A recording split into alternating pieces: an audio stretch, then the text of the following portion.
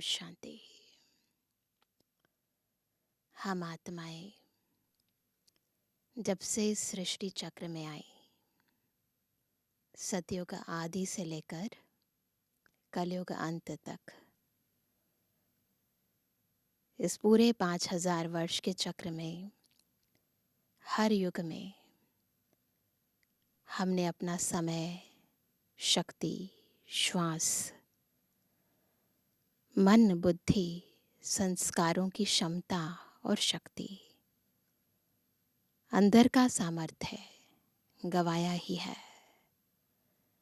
जितना जितना आत्मा देह और देह भान के वश होने लगी, उतना ये गवाने की जो गति है वो भी तीव्र होने लगी।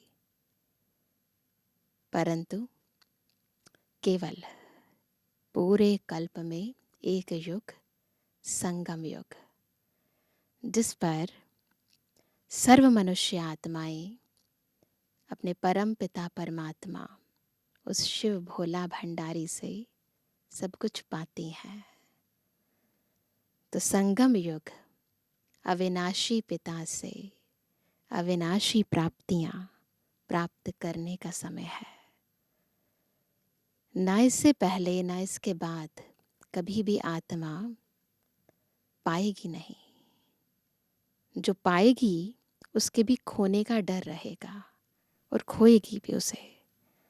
लेकिन संगम युग की प्राप्तियां अविनाशी हैं, सत्य है, सदा शिव से प्राप्त है, जिसका सामी, जिसकी तुलना और किसी से भी नहीं की जा सकती। तो आज भी हम उस रत्नागर अपने परम पिता परमात्मा शिव बाबा से ज्ञान रत्नों के खजाने खूब लेंगे और इन ज्ञान रत्नों के पीछे समाहित सुख, शांति, प्रेम का भी अनुभव करेंगे। तो आज है 12 जून 2024। बाबा के मधुर महावाक्य हैं, मीठे बच्चे, बाप उस रथ में आते हैं जिसने पहले पहले भक्ति शुरू की, जो नंबर 1 पूज्य था, फिर पुजारी बना है। यह राज सबको स्पष्ट करके सुनाओ। प्रश्न है, बाप अपने वारिस बच्चों को कौन सा वर्षा देने आए हैं? वारिस हैं बच्चे, तो वारिस बच्चों को कौन सा वर्षा देंगे? उत्तर है, बाप सुख, शांति, प्रेम का सागर है। यही सारा खजाना वह तुम्हें विल करते हैं, ऐसा विल कर देते जो 21 जन्म तक तुम खाते रहो, खुट नहीं सकता। तुम्हें कौड़ी से हीरे जैसा बना देते हैं। तुम बाप का सारा खजाना योग बल से लेते हो। योग के बिना खजाना नहीं मिल सकता है। बिना योग के खजाना नहीं मिल सकता है, इसलिए योग यथार्थ चाहिए। ओम शांति। शिव भगवानुवाच। अब शिव भगवान निराकार को तो सभी मानते हैं, भक्ति वाले भी मानते हैं और ज्ञान में जो है वो तो मानते ही हैं। एक ही निराकार शिव है जिसकी सब पूजा करते हैं। बाकी जो भी देहधारी हैं उनका साकार रूप है। पहले पहले निराकार आत्मा थी। परम धाम में हम सभी निराकार आत्मा थी, फिर साकार बनी। साकार बनती है, शरीर में प्रवेश करती है। बिल्कुल विजुलाइज करेंगे, मैं आत्मा परम धाम से सृष्टि पर आई, देह धारण किया, तो शरीर में प्रवेश करती है, तब उनका पाठ चलता है।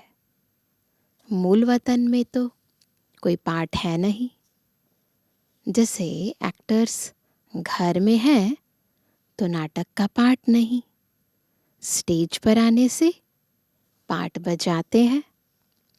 आत्माएं भी यहाँ आकर, ये क्या है, सृष्टि रंगमंच है, तो यहाँ आकर शरीर द्वारा पार्ट बजाती है। पार्ट पर ही सारा मदार है। आत्मा में तो कोई फर्क नहीं है। जैसे तुम बच्चों की आत्मा है, वैसे इनकी आत्मा है। बाप परमात्मा क्या करते हैं? उनका ऑक्यूपेशन क्या है वो जानना है। कोई प्रेसिडेंट है, राजा है, यह आत्मा का ऑक्यूपेशन है। ये जो है प्रेसिडेंट, कोई भी पोस्ट पोजीशन किसी को मिलती है तो उसे पता चलता है कि उसका ऑक्यूपेशन क्या है। तो बाबा ने कहा कि यह आत्मा का ऑक्यूपेशन है ना, यह पवित्र देवताएं हैं, इसलिए इनको पूजा जाता है। अभी तुम समझते हो, यह पढ़ाई पढ़कर लक्ष्मी नारायण विश्व के मालिक बने हैं। किसने बनाया? परम आत्मा ने। तुम आत्माएं भी पढ़ती हो, पढ़ाती भी हो, पढ़ती भी हो। बड़ाई यह है जो बाप आकर तुम बच्चों को पढ़ाते हैं और राजयोग भी सिखलाते हैं। कितना सहज है। इसको कहा जाता है राजयोग। बाप को याद करने से हम सतु प्रधान बन जाते हैं। बाप तो है ही सतु प्रधान। उनकी कितनी महिमा गाते हैं। भक्ति मार्ग में कितना फल, दूध आदि चढ़ाते हैं। समझ कुछ नहीं। देवताओं को पूजते हैं, शिव पर दूध फूल आदि चढ़ाते हैं। कुछ पता नहीं। देवताओं ने राज्य किया। अच्छा, शिव पर क्यों चढ़ाते? उसने क्या कर्तव्य किया है जो इतना पूजते हो? देवताओं का तो फिर भी मालूम है, वह है स्वर्ग के मालिक। उन्हों को किसने बनाया यह भी पता नहीं। पूजा भी करते हैं शिव की, परंतु ख्याल में नहीं कि यह भगवान है। भगवान ने इन्हों को ऐसा बनाया है। तो जब मंदिरों में जाओ तो भक्त आत्माओं को ऐसे समझा सकते हैं, है ना, कि शिव की पूजा क्यों करते हो, इन पर अक धतूरा बेलपत्र इत्यादि क्यों चढ़ाते हो, तो अर्थ समझा सकते हैं। कितनी भक्ति करते हैं, है सब अनजान। तुमने भी शिव की पूजा की होगी, अभी तुम समझते हो। आगे कुछ भी नहीं जानते थे। पूजा तो हमने भी की थी, अभी भी लोग कर रहे हैं। पहले हम भी नहीं जानते थे, अब जानते हैं। उनका ऑक्यूपेशन क्या है, क्या सुख देते हैं, कुछ भी पता नहीं था। क्या यह देवताएं सुख देते हैं? भल राजा रानी प्रजा को सुख देते हैं, परंतु उन्हों को तो शिव बाबा ने ऐसा बनाया ना, बलिहारी उनकी है। यह तो सिर्फ राजा ही करते हैं। लक्ष्मी नारायण तो, देवी देवताएं तो राजा ही करते हैं, परंतु उनको ऐसा बनाया किसने ये नहीं जानते। प्रजा भी बन जाती है, बाकी यह कोई का कल्याण नहीं करते हैं। अगर करते भी हैं तो अल्पकाल के लिए। अभी तुम बच्चों को बाप बैठ पढ़ाते हैं, उनको कहा जाता है कल्याणकारी। बाप अपना परिचय देते हैं। मेरे लिंग की तुम पूजा करते थे, उनको परम आत्मा कहते थे। परम आत्मा से परमात्मा हो जाता, परंतु यह नहीं जानते कि यह क्या करते हैं। परमात्मा कहते हैं, पूजा करते हैं, पर क्या करते हैं एग्जैक्टली ये नहीं जानते।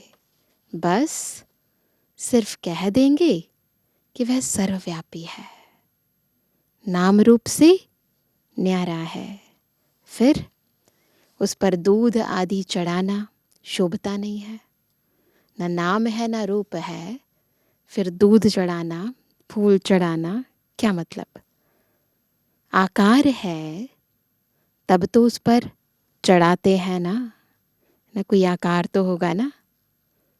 उनको निराकार तो कह नहीं सकते।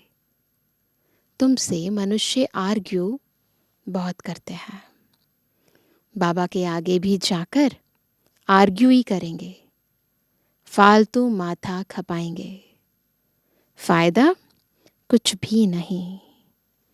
यह समझाना तो तुम बच्चों का काम है। तुम बच्चे जानते हो बाबा ने हमको कितना ऊंच बनाया है। यह पढ़ाई है। बाप टीचर बन पढ़ाते हैं।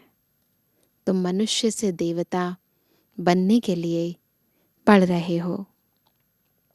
देवी देवता हैं सतयुग में, कलयुग में होते नहीं। राम राज्य ही नहीं जो पवित्र रह सके। देवी देवता थे, फिर वाम मार्ग में चले जाते हैं। बाकी जैसे चित्र दिखाए हैं ऐसे नहीं। जितने गंदे चित्र दिखाए हैं स्पेशली जगन्नाथ के मंदिर में, तो ऐसे चित्र जो दिखाए हैं ऐसे नहीं हैं, वाम मार्ग में चले जाते हैं। इसलिए चित्रकारों ने इस तरीके के चित्र बनाए हैं। जगन्नाथ के मंदिर में तुम देखेंगे काले चित्र हैं। बाप कहते हैं माया जीते जगत जीत बनो। तो उन्होंने फिर जगतनाथ नाम रख दिया है ना। जगत जीत बने हम तो नाम जगन्नाथ रख दिया है। ऊपर में सब गंदे चित्र दिखाए हैं। देवताएं वाम मार्ग में गए तो काले बन पड़े। सारे मंदिर में जो भी नक्काशी की गई है उसमें देवी देवताओं के बहुत गंदे चित्र बनाए हैं और काले भी हैं। तो बाबा कहते कि जब वाम मार्ग में गए तो काले बन गए, आत्मा काली बन गई ना। उनकी भी पूजा करते रहते हैं। मनुष्यों को तो कुछ पता नहीं कब हम पूज्य थे। 84 जन्मों का हिसाब किसकी भी बुद्धि में नहीं है। पहले पूज्य सतु प्रधान, फिर 84 जन्म लेते लेते तमो प्रधान पुजारी बन पड़ते हैं। रघुनाथ मंदिर में काला चित्र दिखाते हैं। अर्थ तो उनका कुछ भी समझते नहीं। अभी तुम बच्चों को बाप बैठ समझाते हैं। ज्ञान चिता पर बैठ गोरे बनते हो, काम चिता पर बैठ काले बन पड़ते हो। देवताएं वाम मार्ग में जाकर विकारी बन पड़े, फिर उनका नाम देवता तो रख नहीं सकते ना, है ना। कि जब वाम मार्ग में चले गए, उल्टा काम कर लिया, फिर उन्हें पवित्र तो नहीं कहेंगे ना, तो देवी देवता तो नहीं कहेंगे ना। तो देवी देवता वो जो पावन है। जब वही आत्माएं अपवित्र बन जाती है तो पूज्य से पुजारी बन जाती है। तो बाबा ने कहा वाम मार्ग में जाने से काले बन पड़े हो। यह निशानी दिखाई है। ये जो कालापन दिखाया मंदिर में, उनका चेहरा काला दिखाया है, उनके बॉडी के पार्ट्स काले दिखाए हैं, ये निशानी है। तुम जानते हो कि शिव बाबा तो काला बनता ही नहीं। बाबा थोड़ी ना काला बनता है, फिर भी शिवलिंग काले बना देते हैं ना। वह तो हीरा है जो तुमको भी हीरे जैसा बनाते हैं। वह तो कभी काला बनते नहीं। उनको फिर काला क्यों बना दिया है? कोई काला होगा, उसने बैठ काला बनाया होगा। तो जैसा क्रिएटर होता है वैसी क्रिएशन होती है। आत्मा काली बन गई तो आत्मा जो शिवलिंग बना रही है उसको भी काला रंग दे देती है। शिव बाबा कहते हैं, हमने क्या दोष किया जो मुझे काला बना दिया है? मैं तो आता ही हूं सबको गोरा बनाने। मैं तो सदैव गोरा हूं। बाबा कभी अपवित्र नहीं बनते, सदा पावन है। मनुष्यों की ऐसी बुद्धि बन पड़ी है जो कुछ भी समझते नहीं। शिव बाबा तो है ही सबको हीरा बनाने वाला। मैं तो एवर गोरा मुसाफिर हूं। मैंने क्या किया जो मुझे काला बनाया है? अब तुमको भी गोरा बनना है ऊंच पद पाने लिए। ऊंच पद कैसे पाना है वह तो बाप ने समझाया है। कैसे पाना है ऊंच पद? Follow father. बस बाबा कई बार कहते हैं कि साकार में ब्रह्मा बाबा को फॉलो करो और स्थिति में ना या निराकारी स्वरूप के अंदर शिव बाबा को फॉलो करो। तो बाबा ने कहा जैसे इसने यानी बाबा ने सब कुछ बाप के हवाले कर दिया, फादर को देखो कैसे सब कुछ दे दिया। भल साधारण थे, न बहुत गरीब न बहुत साहूकार थे। बाबा अभी भी कहते हैं तुम्हारा खान पान बीच का साधारण होना चाहिए, न बहुत ऊंच न बहुत कम। बाप ही सब शिक्षा देते हैं। यह भी देखने में तो साधारण ही आते हैं। देखने में तो ब्रह्मा बाबा बिल्कुल साधारण रीति रहते थे। तुमको कहते हैं कहाँ है भगवान, दिखाओ। बाहर से लोग आते हैं तो पूछते हैं कि आपके कौन है भगवान, उनको दिखाओ। अरे आत्मा बिंदी है, उनको देखेंगे क्या? भगवान को कैसे देखेंगे? यह तो जानते हो आत्मा का साक्षात्कार इन आँखों से होता नहीं। तुम कहते हो भगवान पढ़ाते हैं तो ज़रूर कोई शरीरधारी होगा।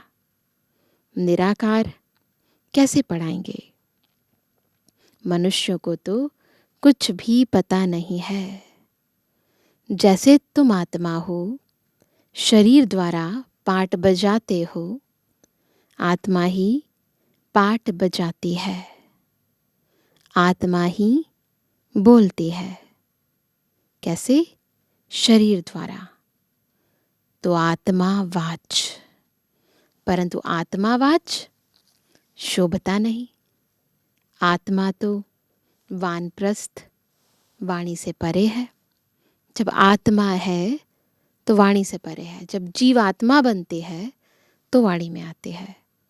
वाच तो शरीर से ही करेगी। वाणी से परे सिर्फ आत्मा ही रह जाती है। परम धाम में केवल आत्मा है। वाणी में आना तो शरीर जरूर चाहिए। बाप भी ज्ञान का सागर है तो जरूर किसके शरीर का आधार लेगा ना, उसको रथ कहा जाता है। नहीं तो वह सुनाए कैसे? बाप पतित से पावन बनने लिए शिक्षा देते हैं। प्रेरणा की बात नहीं, ऐसे नहीं ऊपर से कोई प्रेरणा करेंगे और समझ आ जाएगा। नहीं, यह तो ज्ञान की बात है। वह आए कैसे? किसके शरीर में आए? आएगा तो जरूर मनुष्य में ही। किस मनुष्य में आए कोई को पता नहीं है सिवाय तुम्हारे। रचयिता खुद ही बैठ अपना परिचय देते हैं। बाबा खुद बैठकर अपना परिचय देते हैं। मैं कैसे और किस रथ में आता हूँ? बच्चे तो जानते हैं कि बाप का रथ कौन सा है। बहुत मनुष्य मुझे हुए हैं, कंफ्यूज है ना इस बात पर, किस किस का रथ बना देते हैं। जानवर आदि में तो आ ना सके। कभी दिखाते हैं घोड़े गाड़ी के ऊपर श्री कृष्ण ने अर्जुन को गीता ज्ञान सुना रहे हैं तो घोड़ा दिखा दिया है।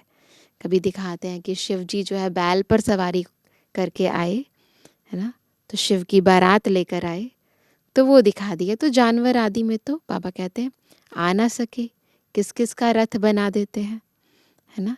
तो बाबा किसी जानवर में नहीं आएगा। बाप कहते हैं मैं किस मनुष्य में आऊं, यह तो समझ नहीं सकते। आना भी भारत में ही होता है। तो भारत में आएंगे तो जो नंबर 1 आत्मा होगी उसी के तन का आधार लेंगे ना। भारतवासियों में भी किसके तन में आऊं? क्या प्रेसिडेंट व साधु महात्मा के रथ में आएगा?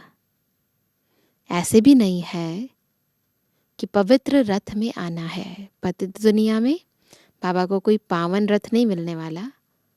यह तो है ही रावण राज्य, क्योंकि प्रत्येक मनुष्य आत्मा का जो शरीर है वो विकारों से ही उत्पन्न हुआ है। तो फिर यहाँ कोई पावन रथ तो मिलने वाला नहीं है। तो बाबा ने कहा कि यह तो है ही रावण राज्य। गायन भी है, दूर देश का रहने वाला आया देश पर आए। यह भी बच्चों को पता है कि भारत अविनाशी खंड है, उसका कभी विनाश नहीं होता। अविनाशी बाप अविनाशी भारत खंड में ही आते हैं। किस तन में आते हैं वह खुद ही बताते हैं, और तो कोई जान ना सके। तुम जानते हो कोई साधु महात्मा में भी आ ना सके। वह है हठ योगी, निवृत्ति मार्ग वाले। बाकी रहे भारतवासी भक्त।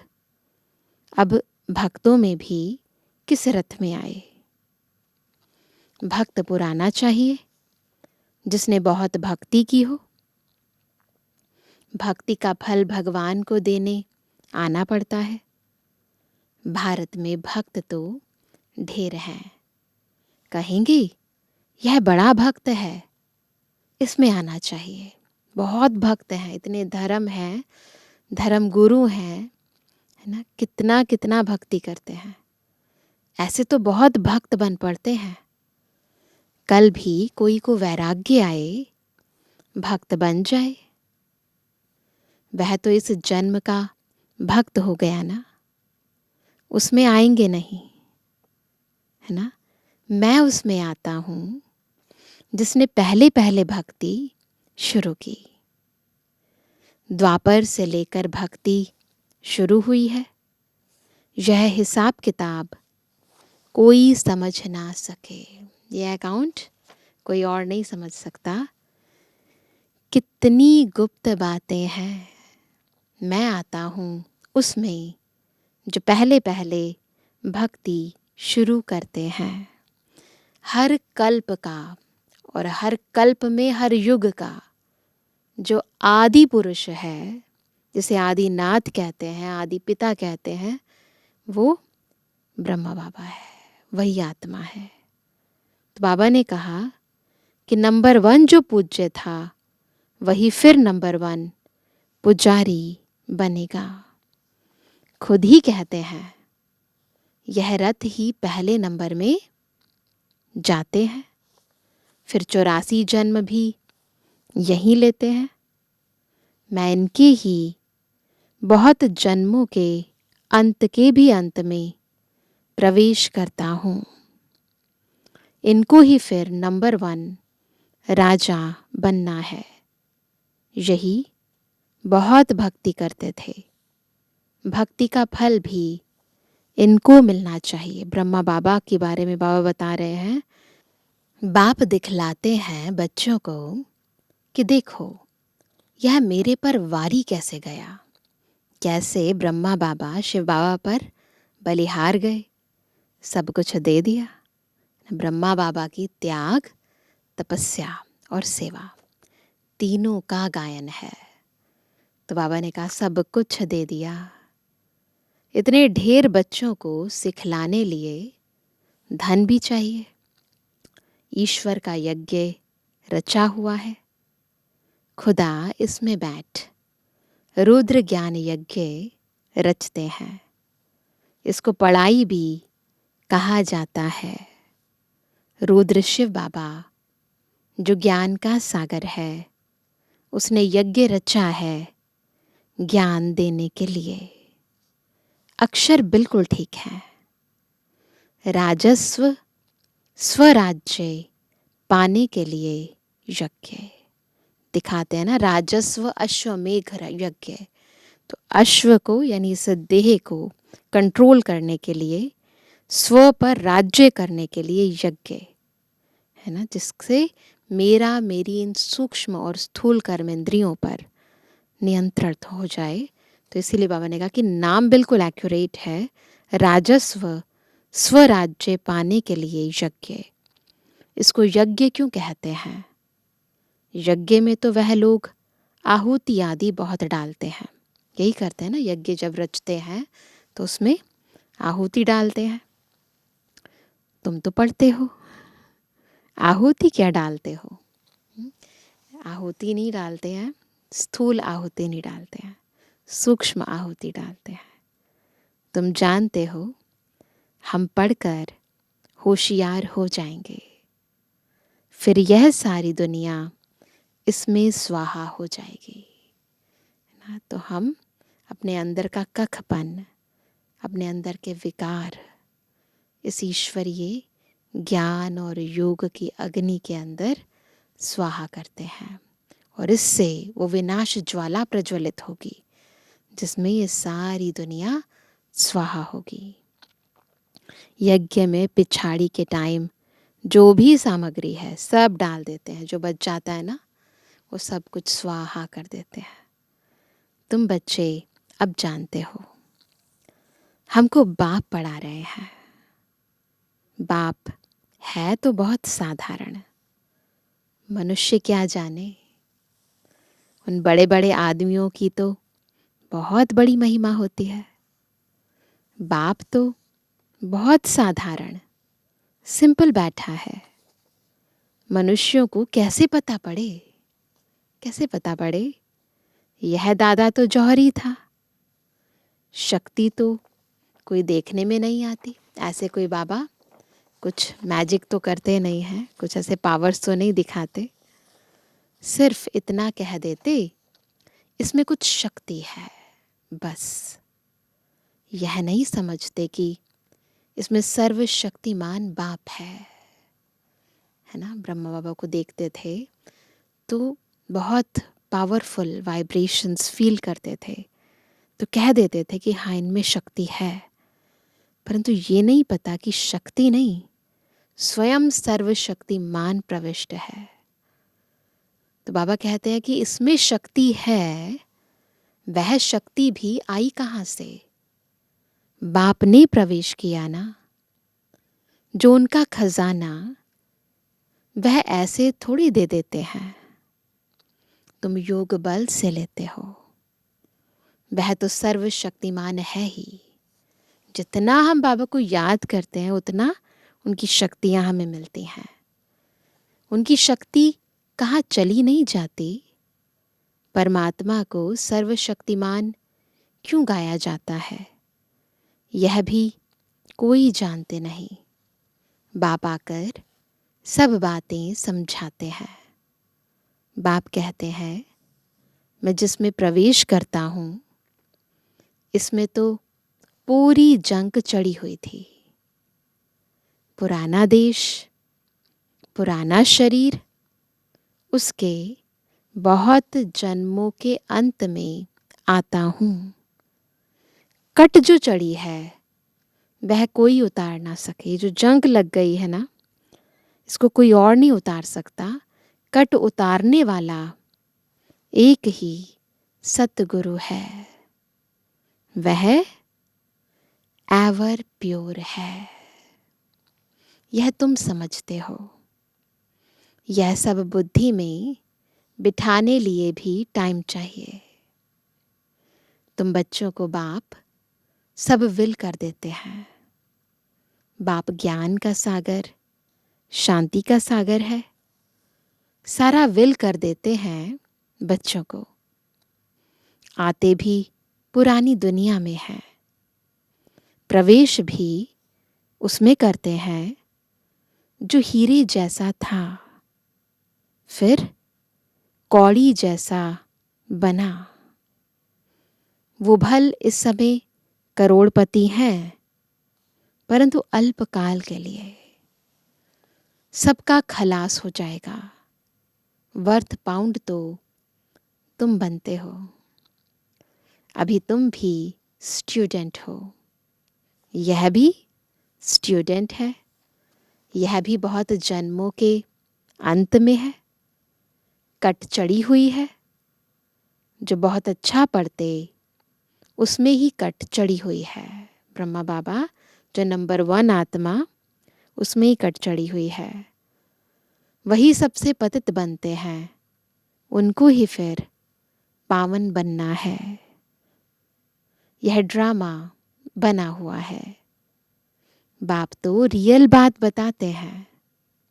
बाप है ट्रुथ। वह कभी उल्टा नहीं बतलाते हैं। यह सब बातें मनुष्य कोई समझ ना सके। ये सारी बातें रूहानी है, तो रूहों को समझ आएगी। तुम बच्चों बगैर मनुष्यों को कैसे पता पड़े? अच्छा, मीठे मीठे सर्विस एबल आज्ञाकारी बच्चों पर माता पिता बाप दादा का याद। Good morning.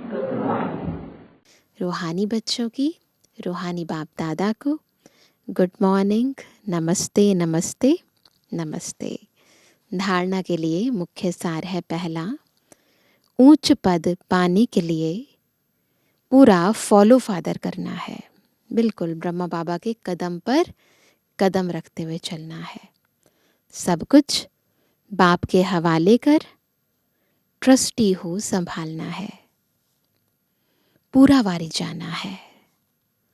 खान पान, रहन सहन बीच का साधारण रखना है। ना ज़्यादा ऊंचा ना नीचा, ना बहुत ऊंच न बहुत नीच। दूसरा, बाप ने जो सुख शांति ज्ञान का खजाना विल किया है, उसे दूसरों को भी देना है। कल्याणकारी बनना है। वरदान है, पवित्रता की गुह्यता को जान, सुख शांति संपन्न बनने वाली महान आत्मा भव। कैसे बनेंगे महान आत्मा? जब पवित्रता की गुह्यता को जानकर सुख शांति से संपन्न बनेंगे। पवित्रता के शक्ति की महानता को जान, पवित्र अर्थात पूज्य देव आत्माएं अभी से बनो। अभी से देवता बनना है। ऐसे नहीं कि अंत में बन जाएंगे।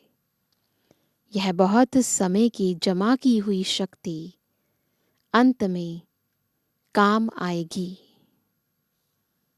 पवित्र बनना कोई साधारण बात नहीं है।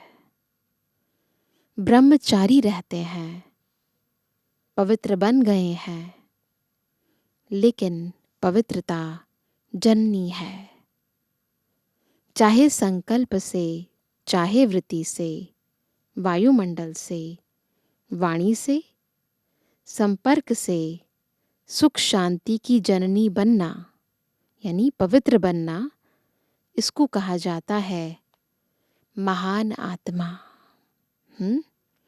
तो वृत्ति से, वायुमंडल से, वाणी से, कृति से, संबंध से बिल्कुल प्योर।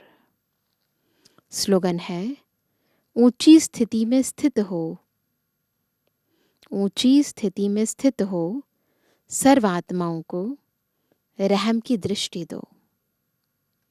वाइब्रेशन फैलाओ। क्या करना है? ऊंचे स्थान की जरूरत नहीं है, ऊंची स्थिति पर स्थित हो जाओ और सबको सकाश देते जाओ। रहम की दृष्टि, वाइब्रेशंस सबको देते जाए और फिर देखो बेहद की सेवा कितनी होती है। तो आज विशेष ट्रस्टी बनने का हम सभी अभ्यास करेंगे। सब कुछ बाबा का तो है ही, परंतु मैं निमित्त हूँ। तो ट्रस्टी बनकर घर का कार्य, बाहर का कार्य, है ना, जो भी आत्माएं आपके संबंध संपर्क में है उनकी जिम्मेवारी का कार्य निभा रहे हैं। परंतु जिम्मेवार बाबा है, मैं ट्रस्टी हूँ। तो ट्रस्टी बन का अभ्यास करेंगे। अच्छा, ओम शांति।